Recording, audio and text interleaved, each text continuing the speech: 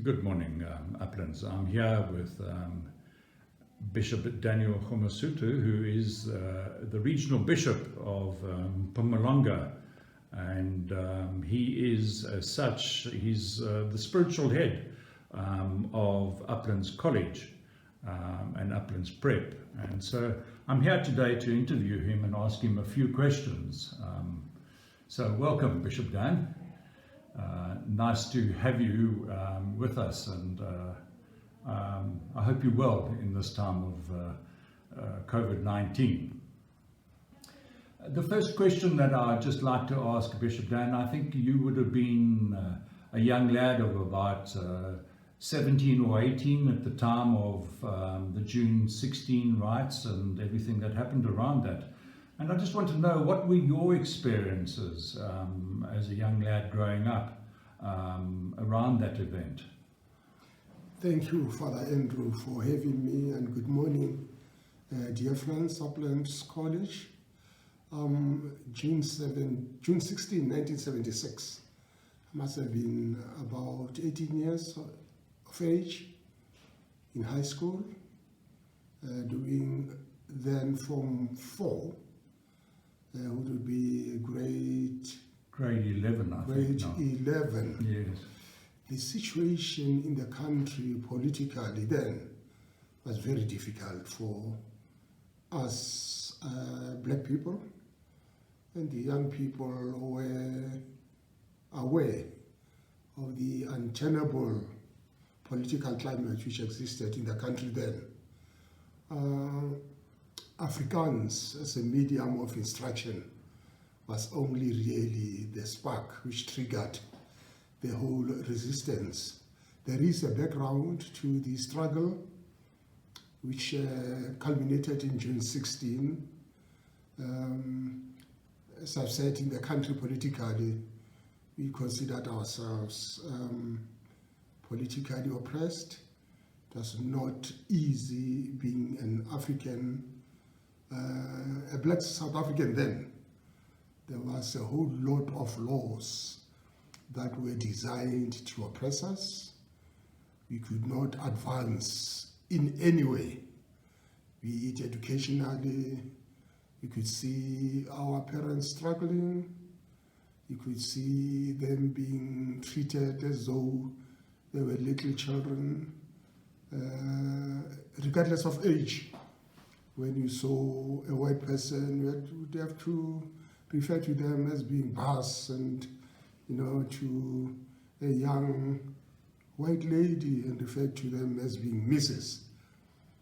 So the educational system then was designed to make us fail. There was a quota, for instance, of people who could advance into tertiary education, and the rest were meant really in terms of the Bantu Education Act of 1954, designed by Dr. Verwoerd and them, the Nationalist Party then. We were meant to be hewers of wood and drawers of water. You could not, there were almost 3 professions that were open to black people then. You could either become a teacher or a priest, maybe a nurse even, and beyond that, a policeman, and beyond that, nothing. So the political situation was untenable, as I've indicated. Something was bound to happen. There was supposed to be change. You can't resist change. I'm reminded of the words of Harold Macmillan, who, when visiting South Africa, once said, "The winds of change are blowing." So it was a time for change. We had our legitimate political leaders in prison, your Nelson Mandela, your Robert Sobukwe, Walter Sisulu, your Jeff Masemola of the PAC, and many others who were languishing in jail. So the young children felt they could really take up the cudgels against the system.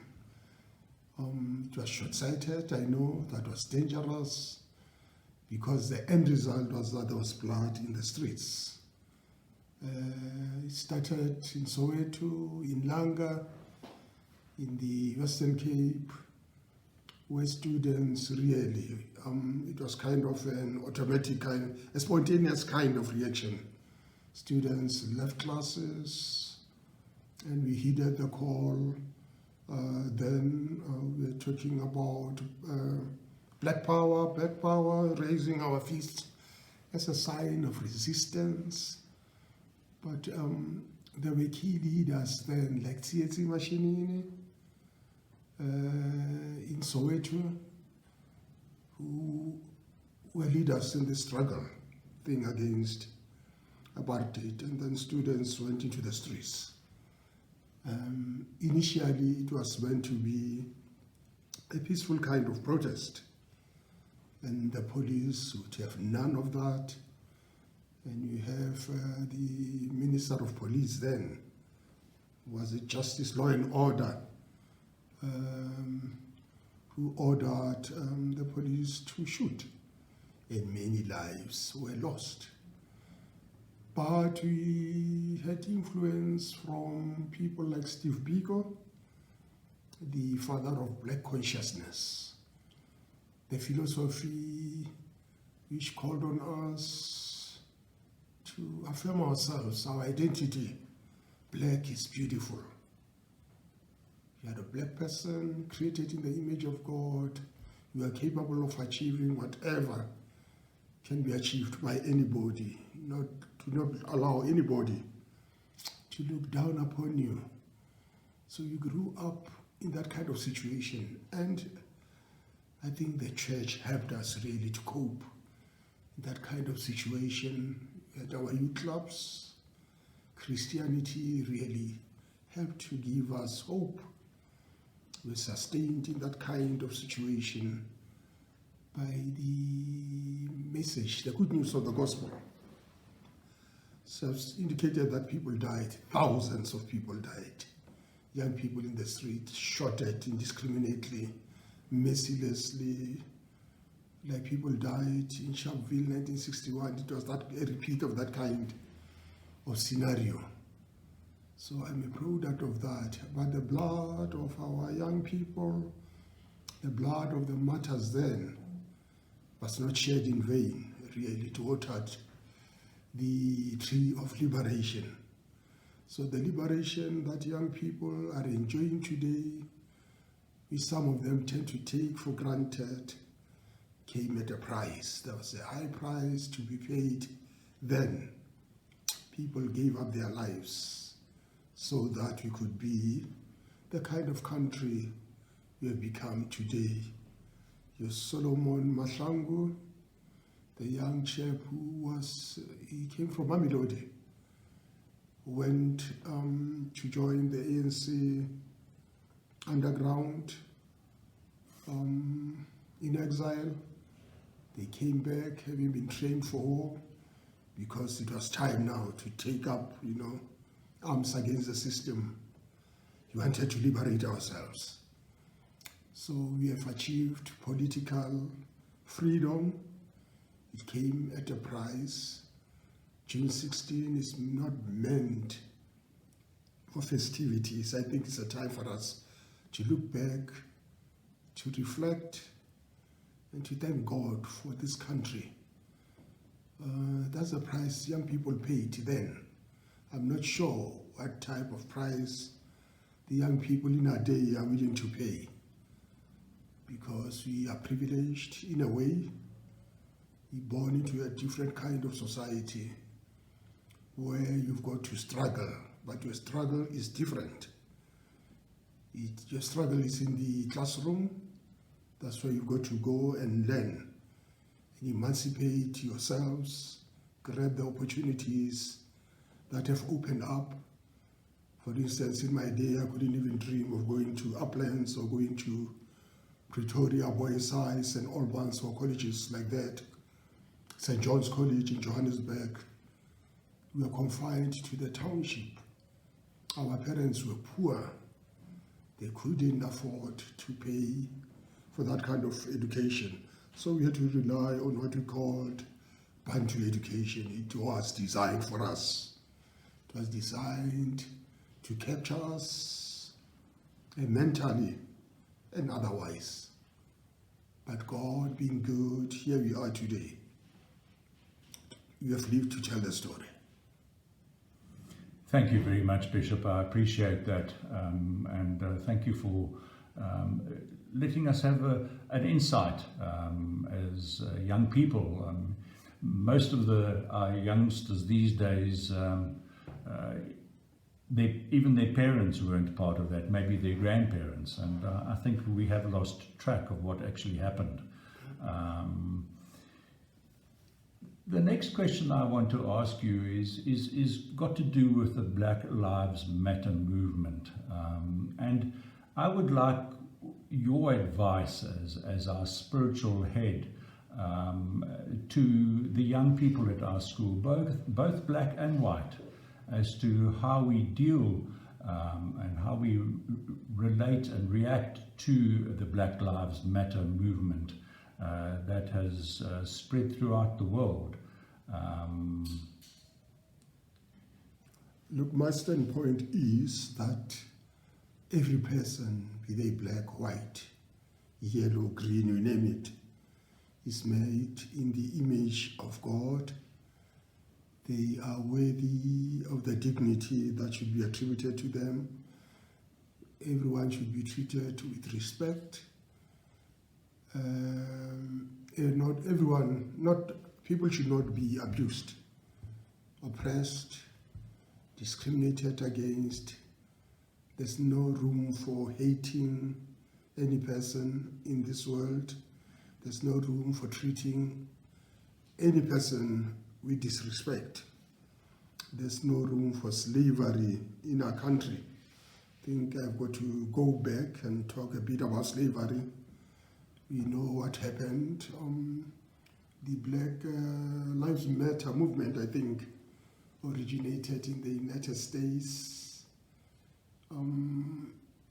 You can trace its origin back to the days of slavery, where people were captured from Africa, taken overseas by force, and were made to build the America as we have it today. You know what slavery means. People lose their humanity. They are used as chattel. They are used as a means to an end.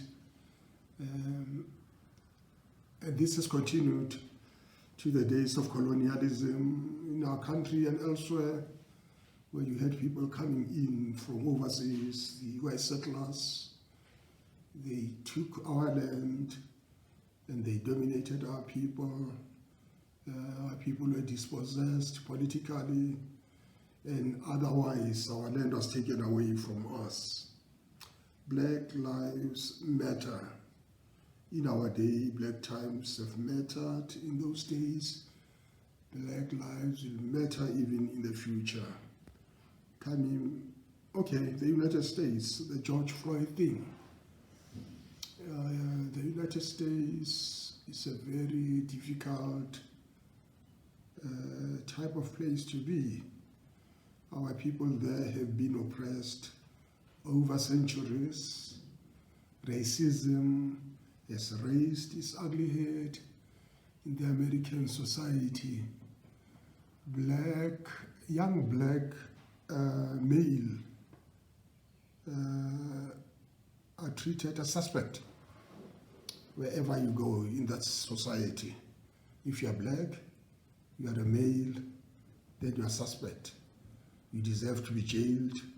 You're considered a thief, a murderer, a rapist. There's that kind of stereotype associated with being black. You're black, then you deserve to be treated in a different way. I studied in the States myself. I can speak out of experience. You walk into a supermarket, you are looked at suspiciously. People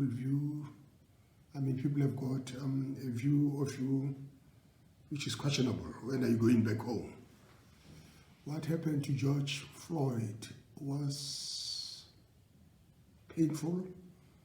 He need not have died in that manner. No one deserves to die in that fashion. No one deserves someone's knee, to be on their neck like that, mercilessly, for about 9 minutes, someone begging for their life. Life gets taken in that community for the slightest reason. The police, they are ready to shoot, or some of them are ready to shoot for no reason. So people are up in arms. People have had enough of seeing black people dying. It could be different. It could be a person of a different color elsewhere. No one deserves to die. All life should be respected. Life should be treated in a dignified manner. Black Lives Matter in South Africa. Black Lives Matter in Mozambique, Swaziland, Lesotho. Black Lives Matter in Britain. Black Lives Matter everywhere.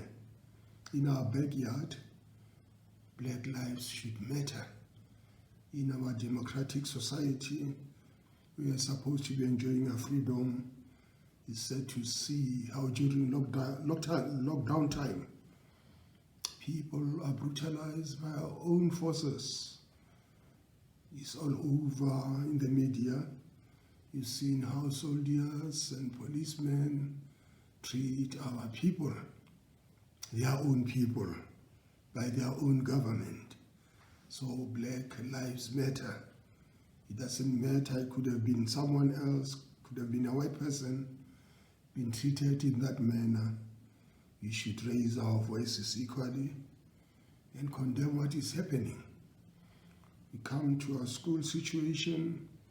I'm urging young people to treat everyone with the respect they deserve, to treat everyone as equals, to be given an equal opportunity. I'm appealing to the teaching staff, I'm appealing to everyone in authority, all adults at school, to instill in the minds of young people that kind of sensitivity.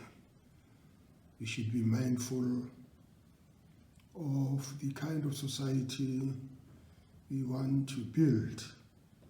I'm yearning for a society where people will be treated as people, irrespective of their race, irrespective of their tribe, irrespective of their gender. Black Lives Matter, when in our time, our women are being brutalized, they are being raped, they are being murdered. As we speak, there's a growing trend of women and young girls being abused, brutalized, and raped by the men folk. And I'm sad to say that is happening in our black communities more and more. I'm trying to answer the question, why? Why should this be the case? People increasingly are angry. People are frustrated by the situation. Is it perhaps the hard lockdown we find ourselves in? I know that there's been, a growing trend of unemployment. People are losing their jobs by the day. They cannot be employed for whatever reason. Our economy is not doing well. It's not creating jobs. And the young people, shall I say, in the black community perhaps, are feeling the pinch of unemployment, lack of opportunities. Then they react in this manner that they're brutalizing their own. So Black Lives Matter human life matter. That's my standpoint. Thank you very much for that, Bishop. My last question, Bishop Dan, is just in terms of the lockdown that we're in at the moment. Is difficult for a lot of people, a lot of youngsters particularly as well. They've got the stresses of their parents maybe being unemployed, financial stresses. What's your advice to young people in this time of lockdown and COVID-19? I think this lockdown situation is unprecedented. We have never seen anything like it before, at least during my lifetime. It has caught us by surprise. It's difficult on every one of us. We confined to little spaces. We have had to abandon, our usual way of life. Like the young people don't go to school no more. If having to adapt to a new way of doing things. Our freedom has been restricted. We cannot travel the way we used to travel. We cannot even go visit friends. You've got to keep a distance. It's all difficult. We find ourselves confined to our family homes. And for the young people, I know this is difficult. We are tempted perhaps to break the rule, to cut corners. I would urge the young people, urge everyone else to be tolerant. We do not know how long this is going to last, but this too, I'm sure, will come to pass. We do not want to see anyone dying from COVID-19, although unfortunately there'll be some people who are going to die from this. But we all have to take care. You all have to be patient, I've indicated. You all have to be kind to one another because it's not easy. Some of our parents are going to lose their means of income. I'm asking young people to be understanding and accommodating. I'm asking all of us to be aware of the poor people around us and to share the bit we have so that all of us have something to eat, all of us have got clothing, all of us are warm at this time as we speak. The temperature in White River is about 7-8 degrees. And I'm thinking of those people who are staying in the streets, walking the streets, homeless, the poor ones, the underprivileged.